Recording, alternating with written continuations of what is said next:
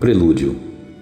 Os Espíritos do Senhor, que são as virtudes dos céus, como um imenso exército que se movimenta ao receber a ordem de comando, espalhando-se por toda a superfície da terra, e semelhantes às estrelas cadentes, vêm iluminar os caminhos e abrir os olhos aos cegos.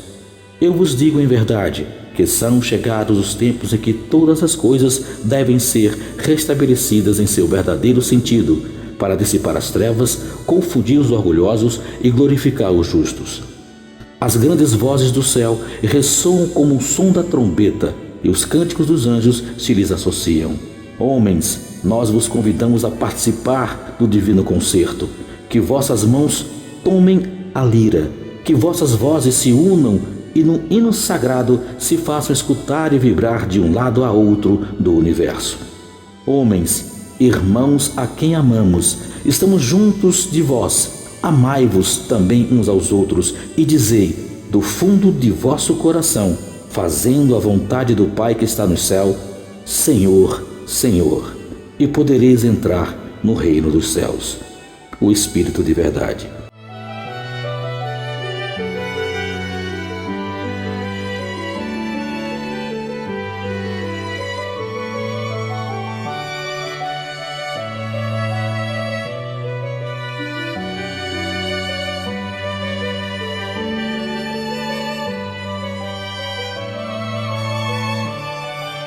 Meus irmãos, minhas amigas, meus amigos, nossa pretensão é singela, simples e eu pensei em dizer sem nenhum objetivo, mas há um objetivo sim. Sou espírita há mais de 30 anos, toda a minha família também é espírita, minha mãe, minha irmã, meus parentes que já partiram, né? Meu pai também foi espírita, também é espírita porque está no plano espiritual, meu irmão também, que já faleceu, também é espírita. Fui criado nesse berço e abracei a doutrina espírita como, não vou dizer como um desespero, mas como uma doutrina consoladora, uma doutrina forte. E foi através da doutrina espírita, do espiritismo, especificamente da obra de Allan Kardec, onde eu tive a oportunidade de ler, estudar, pesquisar, mergulhar a fundo e ao mesmo tempo me encontrar como ser humano, me encontrar como cristão.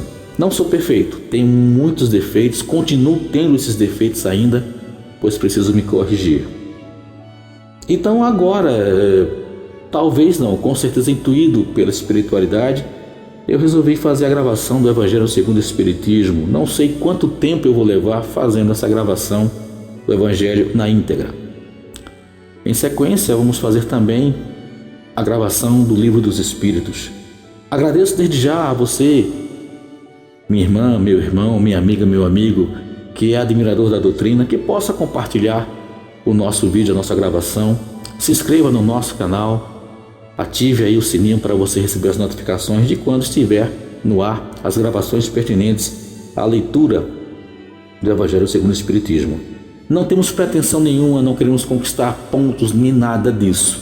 É só uma necessidade minha, talvez até, talvez não, como uma espécie de desabafo, como uma espécie de reconhecimento por tudo que essa doutrina maravilhosa tem feito e vem fazendo por mim ao longo de todo esse tempo. Repito, ainda sou muito imperfeito, tenho bastante imperfeições ainda para serem corrigidas e rogo muito a Deus para que possa me abençoar dentro desse espaço de tempo na minha caminhada evolutiva aqui na face da Terra para me dar o equilíbrio necessário e continuar minha jornada. Então, sem mais delongas, vamos iniciar a gravação justamente dando o pontapé de abertura na introdução, já na segunda parte, onde teremos autoridade da doutrina espírita, controle universal dos ensinamentos dos espíritos, leitura essa que faz parte justamente do conceito, onde aqui vamos tentar compreender um pouco mais do que é o espiritismo nessa introdução feita por Allan Kardec. Nos perdoe as falhas e vamos assim iniciar a leitura.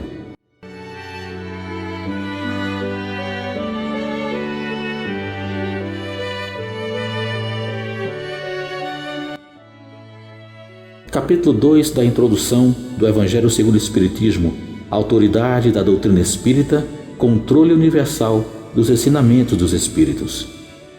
Se a doutrina espírita fosse uma criação puramente humana, só teria por garantia as luzes dos que a criaram. Acontece que ninguém na Terra poderia ter a pretensão de possuir sozinho a verdade absoluta. Se os espíritos que revelaram a doutrina espírita se manifestassem a um único homem, nada lhe garantiria a origem, pois seria preciso acreditar na palavra daquele que dissesse ter recebido deles os ensinamentos. Admitindo-se uma perfeita sinceridade, poderia ele convencer perfeitamente as pessoas do seu meio, poderia ter seguidores, mas jamais chegaria a reunir todo o mundo. Deus quis que a nova revelação chegasse aos homens por um meio mais rápido e mais autêntico. Por isso, encarregou os espíritos de levá-la de um polo a outro, manifestando-se em todos os lugares, sem dar a ninguém o exclusivo privilégio de ouvir suas palavras. O homem pode ser iludido, pode iludir-se a si mesmo, mas não se pode enganar milhões de pessoas que veem e ouvem a mesma coisa. Isto é uma garantia para cada um e para todos. Aliás, pode-se fazer desaparecer um homem, mas não se pode fazer desaparecer multidões. Podem-se queimar livros, mas não se podem queimar os espíritos. Acontece que, queimando-se todos os livros, a fonte da doutrina espírita não seria atingida, pois ela não está na terra. Surge de todos os lugares e qualquer pessoa pode beber nessa fonte. Se faltarem os homens para propagá-la, haverá sempre os espíritos que alcançam todo o mundo e aos quais ninguém pode atingir.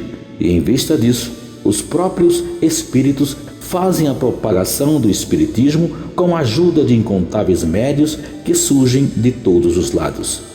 Se houvesse somente um único intérprete, por mais favorecido que fosse, o espiritismo mal seria conhecido e o próprio intérprete, independentemente de qualquer classe a que pertencesse, seria motivo de desconfiança por parte de muitas pessoas. Nem todas as nações o aceitariam, enquanto os espíritos, comunicando-se em todos os lugares, com todas as pessoas, todas as seitas e todos os grupos, são aceitos por todos. O espiritismo não tem nacionalidade, independe de cultos particulares, não é imposto por nenhuma classe social, pois qualquer um pode receber instruções de seus parentes e amigos de além-túmulo.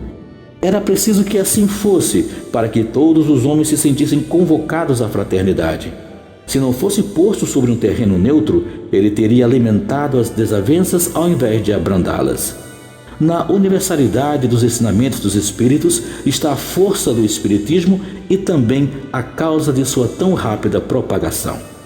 A voz de um único homem, mesmo com a ajuda da imprensa, levaria séculos para chegar aos ouvidos de todos, mas eis que milhares de vozes se fazem ouvir simultaneamente em todos os lugares da terra para proclamar os mesmos princípios e transmiti-los a todos de forma igual, dos mais simples de entendimento aos mais sábios. Ninguém é deixado de lado. É uma vantagem que nenhuma das doutrinas que já apareceram até hoje possui. Resulta que, se o espiritismo é uma verdade, ele não teme a má vontade dos homens, nem as revoluções morais, nem as perturbações físicas do globo, visto que nenhuma destas coisas pode atingir os espíritos. Mas esta não é a única vantagem que resulta desta posição excepcional. O espiritismo tem também uma poderosa garantia contra as divisões que poderiam nascer, seja pela ambição de alguns, seja pelas contradições de certos espíritos. Essas contradições são certamente um obstáculo, mas trazem em si mesmas o remédio ao lado do mal. Sabe-se que os espíritos, por causa da diferença de conhecimentos que têm, estão longe de possuir individualmente toda a verdade, pois não é dado a todos penetrar certos mistérios. O que cada um sabe é proporcional à sua purificação, e a maioria dos espíritos não sabe mais do que os homens. Aliás, sabe até menos do que alguns deles. Há entre os espíritos, como entre os homens, presunçosos e pseudo-sábios, que creem saber o que não sabem, sistemáticos que tomam suas ideias como verdadeiras e, enfim, os espíritos de ordem mais elevada, que são completamente desmaterializados, os únicos despojados das ideias e preconceitos terrenos. Sabe-se também que os espíritos mentirosos não têm escrúpulos e se identificam com outros nomes para fazer aceitar suas utopias, ou seja, suas ideias fantasiosas.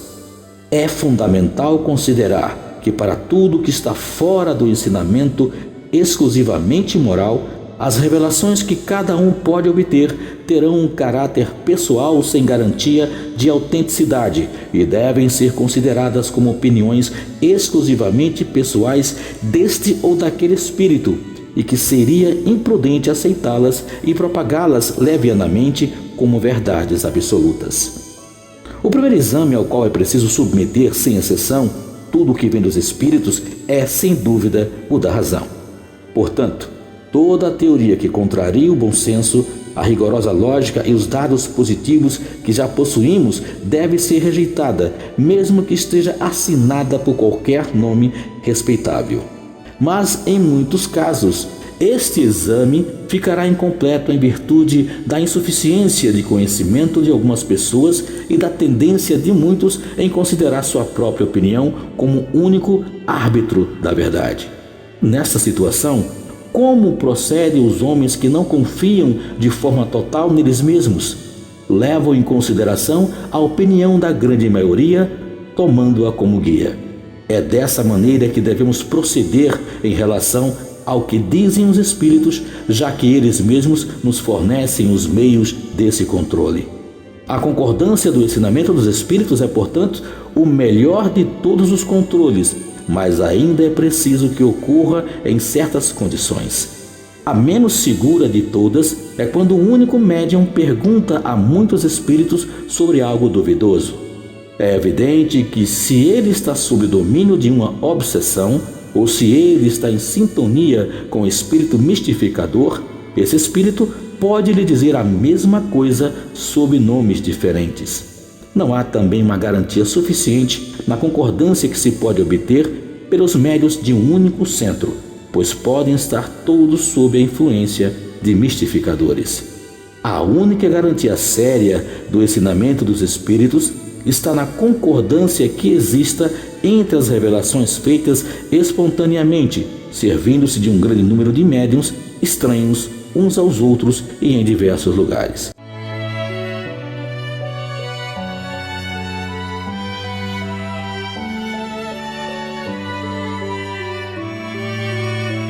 Nessa primeira colocação, vemos aí que sempre devemos questionar a veracidade do que os espíritos estão nos falando. Allan Kardec foi muito criterioso, muito minucioso na sua avaliação, na sua contextualização, e desta forma trouxe para nós uma doutrina que explica o motivo da existência, de onde viemos, por que estamos aqui e para onde vamos. Mas o seu critério, ele, por ser um catedrático, por ser um professor de universidade, um homem estudioso das ciências, levou em consideração diversos fatores até chegar às conclusões de que aquelas respostas, aqueles questionamentos que ele fazia e as respostas que os espíritos lhe davam eram verdadeiras. Não foi simplesmente ouvir e observar e já publicar, não. Ele foi criterioso até demais no sentido de trazer para a humanidade essa revelação que é a doutrina espírita. Critério, consciência, responsabilidade, avaliação constante e sempre duvidar até que as dúvidas totalmente sejam sanadas. Esse é o ponto principal para o estudioso e esse é o ponto concernente à própria doutrina espírita. Muita paz.